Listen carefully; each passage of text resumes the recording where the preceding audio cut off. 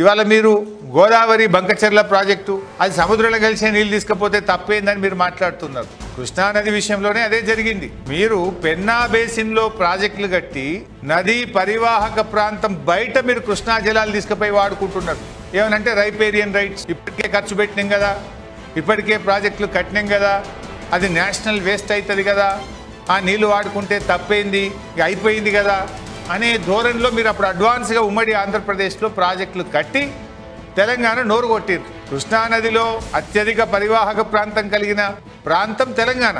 కానీ ఉల్టా 75 ఆంధ్రాకు పోతే 25 తెలంగాణకు వస్తున్నాయి. ఉద్యమాలు పుట్టే దాంట్లో నుంచి.